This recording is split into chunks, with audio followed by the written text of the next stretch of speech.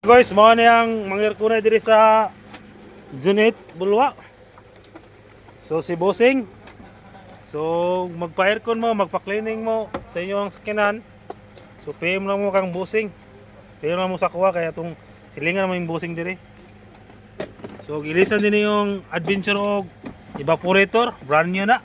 Para makita na ninyo, brand new kaya na oh. Ang cover na plastic may ugaw. So dual ni siya guys, dual ano yung Adventure oh. Backclass niya sa likod.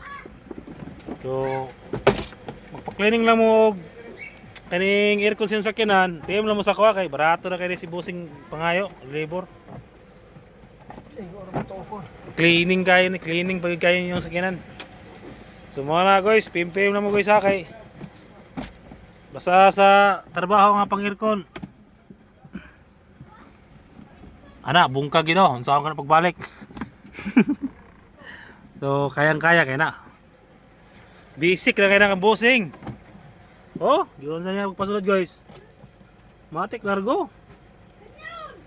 Kada tagkawala ang aircon. So, ang yang evaporator nagabok, daghang bangag.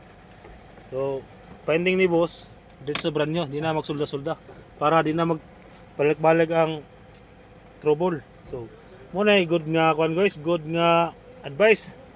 So tempe na mo guys ha.